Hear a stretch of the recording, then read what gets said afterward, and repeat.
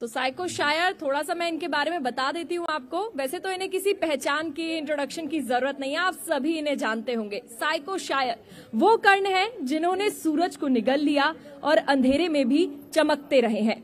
इन्होंने नाम से ज्यादा दुख को चुना और ये वो शिवाजी हैं जिनकी शंभू गाथा आज भी पहाड़ों में गूंजती है।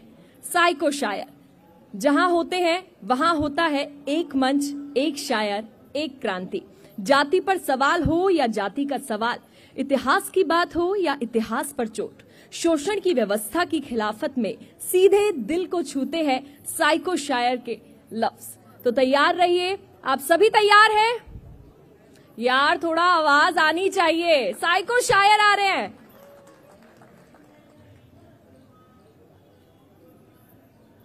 तो प्लीज वेलकम, तालियों की गूंज सुनाई देनी चाहिए साइको शायर का। यहाँ पे कौन है जो मुझे नहीं जानता है? अरे बहुत है, बस आ गए देखने के लिए। जादू आवाज आ रही है सबको? कौन है बताओ जो नहीं जानता है? सबके चेहरे देखने हैं मुझे। 1 2 3 4, बहुत ज्यादा लोग हैं आप। खैर कोई बात नहीं, हमने ये इसलिए पूछा क्योंकि अनजानों से मिलने से पहले ना खुद के बारे में बताया जाता है। तो देखो अनजानों जिनके हाथ ऊपर आए थे, मेरा नाम छोड़िए, मैं शायर हूं। छोड़िए, मैं सिर्फ शायर हूं। थोड़ा बहुत लिख लेता हूं, मुंह से नहीं अपने कलम से चीख लेता हूं। उसी चीख की चिंगारी से रूह सेक लेता हूं। जुबान से अंधा हूं, दिल की आंखों से देख लेता हूं। या फिर यूं कहो कि मैं कवि हूं। कवि समझते हो? सुनते हो कविताएं? अब बहुत से चेहरे मुझे दिख रहे हैं कि यार कवि को सुनने आए थे, ये क्या पहन के आ गया, इसका कुर्ता किधर है, झोली किधर है, मोटा वाला चश्मा किधर है, और ये चपटे बाल किधर है, ये ऐसा कैसा कवि। और हर बार होता है, मुझे पूछते हैं लोग कि आप कवि हो? हम कहते हैं हाँ हम कवि हैं। तो लग तो नहीं रहे। हम कहते हैं कि लगते कैसे हैं? बाकी सब तो नहीं है हमारे पास। वो झोला नहीं है, वो कुर्ता नहीं है, वो पजामा नहीं है, वो सफेद और ये बाल नहीं है, लेकिन एक जख्मी दिल है, एक टूटी कलम है, चलेगा? तो मैं कवि हूं और मेरी कविताओं में मायने होते हैं, मेरी कविताओं में आईने होते हैं। जब जज्बात भर भर कर दिखाने होते हैं तो मेरी कविताओं में मैखाने होते हैं। मैं जो देखता हूं वो मैं लिखता हूं, जो मैं लिखता हूं वो मैं देखता हूं। ये चांद होता है कविताओं में मेरे, मेरे कविताओं में दाग भी होते हैं। ठंडा करते हैं कलेजा कभी तो मेरे लफ्ज कभी आग भी बोते हैं। भोगता रहता है रात दिन में, शहर पे ध्यान देता नहीं। कभी अक्सर कहते हैं कि मैं बहर पे ध्यान देता नहीं, पर देखिए मैं शाम में शाम देखता हूं, शहर में राम देखता हूं, देखता हूं माँ बाप और चरणों में धाम देखता हूं। तो आज ना आपको एक जर्नी पे लेके जाएंगे, ठीक है? कविताओं की कुछ उटपटांग कविताएं होंगी, कुछ अच्छी कविताएं होंगी, कुछ कविताएं ऐसी होगी कि जूते मारने का मन कर जाए आपको, हमें नहीं पता, ठीक है? तो हर कविता के लिए आप सब तैयार हैं? देखिए क्या होता है ना कि 2 रीजन होते हैं जब लोग इकट्ठा होते हैं। एक जिसमें तालियां बजती है उसे कार्यक्रम कहते हैं, और एक जिसमें तालियां नहीं बजती है उसे क्रियाक्रम कहते हैं। तो ये क्या है समझ रहे हैं? धूप में कविताएं आपको सुननी पड़ रही है, हमें पढ़नी पड़ रही है, लेकिन अभी इसको शाम बना दे, अभी बरसात करवा दे, ठीक है? अभी करते हैं। क्या है ना कि आपको पहले बताना पड़ेगा कि कविता अगर सुन रहे हो ना, थोड़ा उस लिहाज से सुनो कि बीच में कोई बैरियर ना रहे। क्योंकि इंसान, मुझे तो लगता है दुनिया की सबसे मूर्ख अगर नस्ल कोई है तो हम इंसान हैं। क्योंकि एक दूसरे से जब मिलते हैं ना तो बीच में एक शीशा रख के मिलते हैं, उस शीशे का नाम है घमंड। पहले उसको उतारा जाए, आपको बरसात के जरा मजे दिए जाए, और फिर कविता की तरफ बढ़ेंगे। कभी भी आपको लगे कि छाती पे घमंड आपके आ चुका है, जितने जेब में पैसे भी नहीं है, ठीक है, तो 2-4 लाइनें कहनी है साइको शायर की कि उड़ान आकर 4 चवन्नियों के जोर पर। शीशे में देखना है और कहना है, क्या कहना है? कि उड़ान आकर 4 चवन्नियों के जोर पर, तेरे जेब में सिक्के हैं तभी तो ज्यादा बचते हैं। कहेंगे?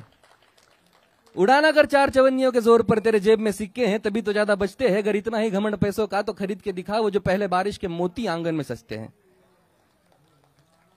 खुद को तबाहकर मिट्टी को महकाए, चल उन बूंदों से कुछ सीखते हैं। नोटों की नाव बना छोड़ा पानी में, और आ बैठ आज बरसात पे कुछ लिखते हैं। बरसात पे लिखना, बरसात देखना मतलब क्या होता है? देख उस कीचड़ को ऐसे जैसे कभी बारिश हो दिल्ली में, मैं तो करता हूं हो जाए यार एक बार, हाँ जरूरत है। देख उस कीचड़ को ऐसे जैसे माशुका की सावली पीठ हो प्यारे। अब रिलेट नहीं हो रहा है महिला वर्ग को, ठीक है।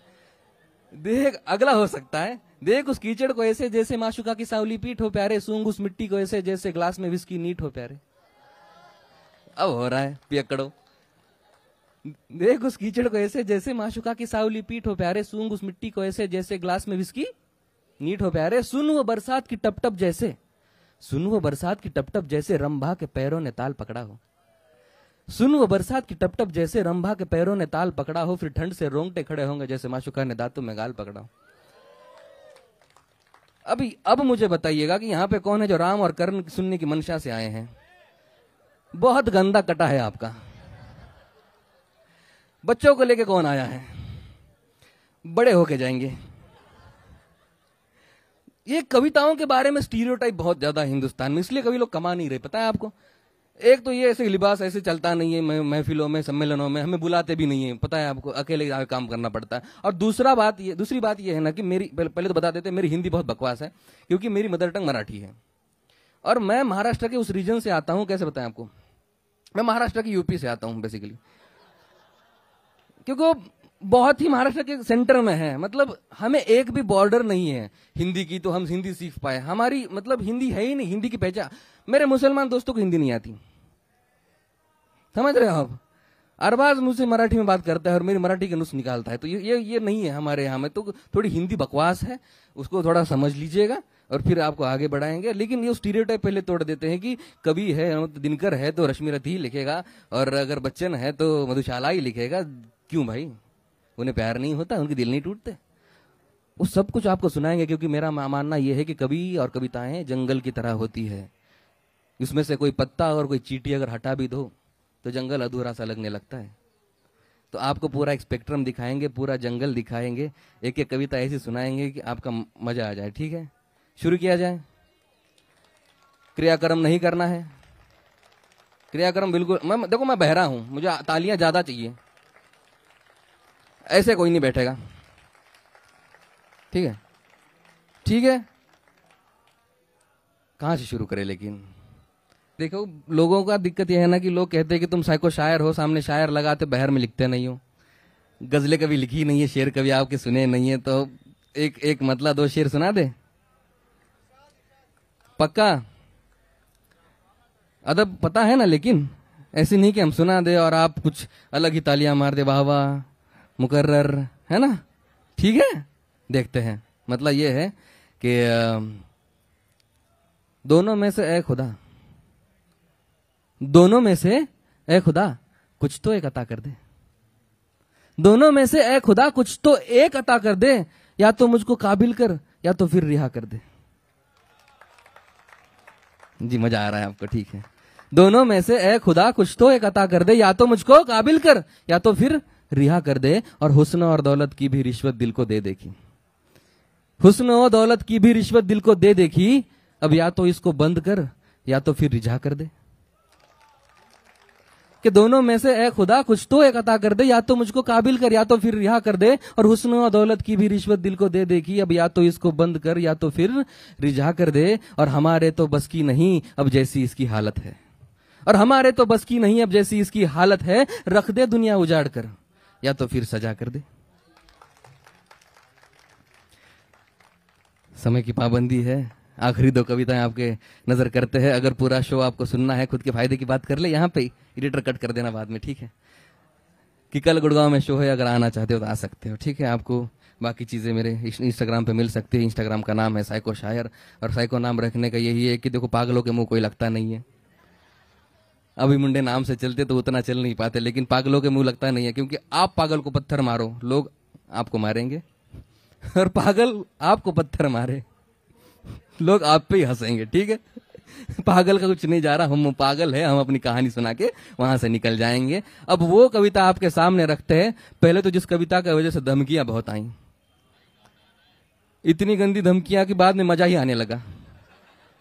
बहुत ही प्यारी प्यारी धमकियां, मतलब मैंने ट्रू सेक्युलरिज्म कहीं देखा हो तो मेरी कमेंट सेक्शन में देखा था उस कविता को। देखो मेरा पेशा है कि मैं कविताएं लिखता हूं तो रोजी रोटी चलती है, मैं कविताएं लिखता हूं तो मेरा घर चलता है, मेरी जरूरतें मेरी ख्वाहिशें पूरी होती है। उसके बावजूद किसी कविता को लिखने की जरूरत पड़ जाए तो ऐसा अक्सर कभी होता नहीं है, लेकिन जिंदगी में पहली बार हुआ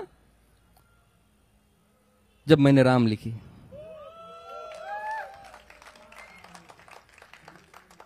क्योंकि मैं थोड़ा सा कंफ्यूज सा चल रहा था।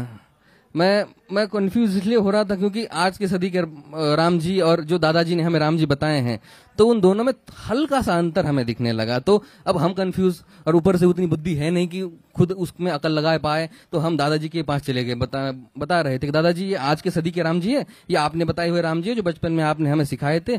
तो ये दोनों थोड़े अलग दिख रहे हैं, मतलब ये शांत है, ये थोड़े से कृष्ण टाइप लग रहे हैं ना, थोड़े से मतलब लीलाधर राम लग रहे हैं। दादाजी ने कहा कि ये मैशअप किसने करा? मैं कहा पता नहीं। दादाजी ने कहा कि देख बेटा, राम जी की पहचान ही सीधा चरित्र है, सरल है, शीतल है, संवेदनाशील है। राम वो है कि रामायण का एक पन्ना अगर हटा दो तो अगले पन्ने में, उस पन्ने में हटे हुए पन्ने में आगे राम जी क्या करेंगे वो आपका उसका अनुमान आप लगा सकते हो। इतने सीधे चरित्र के, इतने सीधे विचारों के राम जी है। लेकिन गलती से अगर गीता का कोई श्लोक हटा के देखो, आपकी पुश्ते भी नहीं अनुमान लगा पाएंगी कि आगे कृष्ण भगवान क्या कर देंगे। ठीक है, तो ये अलग है, इनको अलग रहने दो। विष्णु भगवान ने कुछ सोच के ही इन दोनों को अलग अलग युगों में उतारा। ऐसे नहीं कि कोई सेंचुरीज में, अलग अलग युगों में उतारा है, अलग अलग नामों से उतारा है। मैंने कहा कि इसका सुझाव क्या है? दादाजी कह रहे दोनों राम सही है अपनी जगह पे, लेकिन एक सुझाव आप अपनी विवेक बुद्धि से निकाल लेना।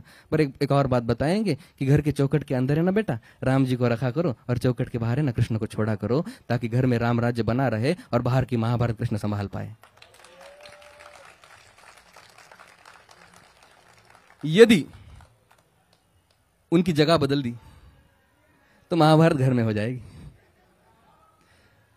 फिर हमें लगा कि इस कविता को लिखना है, लेकिन कहां से लिखे? और हिंदुस्तानियों को एक नाटक बहुत प्यार से आता है कि वो सोने का ढोंग बहुत अच्छे से कर लेते हैं। अब 90% हिंदुस्तानी, मैं सोच रहा हूं कि सोने का बस ढोंग ही करे जा रहे हैं। जो सो रहा है उसको ऐसे हिला के तुम जगा सकते हो, है ना, लेकिन जो सोने का ढोंग करे भाई उसको जगाएं तो जगाएं कैसे? एक छोटा सा लाफा कुछ तो ऐसा करना पड़ेगा कि एक डेस्परेशन मेरी पहली पंक्ति में बाहर आ गया। क्योंकि एक आदमी को अगर कुछ कन्विंस करवाना हो आपको, तो आप यही बोलेंगे कि मैं हाथ काट के बताऊंगा। देखो, अब ऐसा कुछ फिलोसॉफिकल उसका पीछे रीजन नहीं है, यहीं से वो कविता शुरू हुई थी, वो आपके नजर करता हूं। और मेरा असफल प्रयास मैं कहता हूं, क्योंकि मैं सफलतापूर्वक तो राम जी कभी लिख नहीं सकता, तो ये असफल प्रयास है मेरा, वो आपके सामने रखता हूं कि हाथ काट कर रख दूंगा, हाथ काट कर रख दूंगा, ये नाम समझ आ जाए तो। और कितनी दिक्कत होगी पता है राम समझ आ जाए तो। सोचे हो कभी? हाथ काट कर रख दूंगा, ये नाम समझ आ जाए तो, और कितनी दिक्कत होगी पता है राम समझ आ जाए तो। ये राम राम तो कह लोगे, पर राम सा दुख भी सहना होगा। पहली चुनौती ये होगी कि मर्यादा में रहना होगा। हाथ काट कर रख दूंगा, अरे हाथ काट कर रख दूंगा, ये नाम समझ आ जाए तो, और कितनी दिक्कत होगी पता है राम समझ आ जाए तो। राम राम तो कह लोगे, पर राम सा दुख भी सहना होगा। पहली चुनौती ये होगी कि मर्यादा में रहना होगा। और मर्यादा में रहना मतलब कुछ खास नहीं कर जाना है, बस त्याग को गले लगाना है और अहंकार जलाना है। मर्यादा में रहना मतलब कुछ खास नहीं कर जाना है, बस त्याग को गले लगाना है और अहंकार जलाना है। अब अपने राम लल्ला के खातिर इतना ना कर पाओगे, अरे शबरी का जूठा खाओगे तो पुरुषोत्तम कहलाओगे। आप भी राम भगवान बन सकते हैं, ठीक है, कुछ मेथड है, फॉलो कर लो, आप भी बन जाओगे। क्या करना है? सिंपली कि काम क्रोध के भीतर रहकर तुमको शीतल बनना होगा। काम क्रोध, ये कलयुग उससे भरा पड़ा है। काम क्रोध के भीतर रहकर तुमको शीतल बनना होगा। बुद्ध भी जिसकी छांव में बैठे वैसा पीपल बनना होगा ये सब कुछ, और वो भी शून्य में रहकर प्यारे। तब ही तुमको पता चलेगा थे कितने अद्भुत राम हमारे।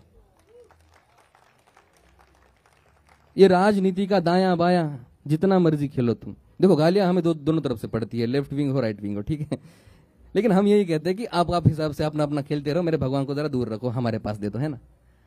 ये राजनीति का दायां बायां जितना मर्जी खेलो तुम, चेतावनी को लेकिन मेरी अपने जहन में डालो तुम। निजी स्वार्थ के खातिर अगर कोई राम नाम को गाता हो तो खबरदार अगर जरूरत की और मेरे राम को बांटा तो। ये राजनीति का दायां बायां जितना मर्जी खेलो तुम, चेतावनी को लेकिन मेरी अपने जहन में डालो तुम। निजी स्वार्थ के खातिर अगर कोई राम नाम को गाता हो तो खबरदार अगर जरूरत की और मेरे राम को बांटा तो। भारत भू का कवि हूं मैं, तभी निडर हो कहता हूं राम है मेरी हर रचना में, मैं बजरंग में रहता हूं। भारत भू का कवि हूं मैं, तभी निडर हो कहता हूं राम है मेरी हर रचना में, मैं बजरंग में रहता हूं। भारत की नींव है कविताएं, हम नए नहीं हैं, हम बहुत पुराने हैं कलाकार यहाँ पे, ठीक है। नए नए बाद में आ गए। भारत की नींव है कविताएं और सत्य हमारी बातों में, तभी कलम हमारी तीखी और साहित्य हमारे हाथों में। तो सोच समझ कर राम कहो तुम, तो सोच समझ कर राम कहो तुम। ये बस आतिश का नारा नहीं, जब तक राम हृदय में नहीं तुमने राम पुकारा नहीं। ये रामकृष्ण की प्रतिभा पर पहले भी खड़े सवाल हुए हैं, ऐसे नहीं कि आज हो रहा है। रामकृष्ण की प्रतिभा पर पहले भी खड़े सवाल हुए, पर लंका और ये कुरुक्षेत्र भाई यूं ही नहीं थे लाल हुए। राम जी क्या है?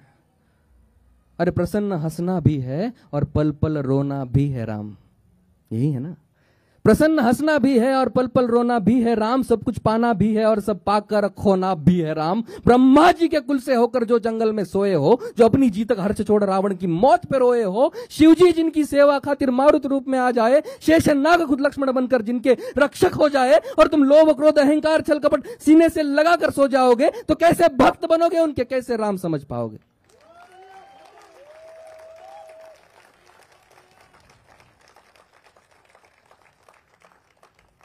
अघोर क्या है पता नहीं और शिव जी का वरदान चाहिए। सोमवार आ गया, शिव जी का स्टेटस लगा दिए, लगाते हैं ना। नरक में पहले आप जाएंगे, ठीक है।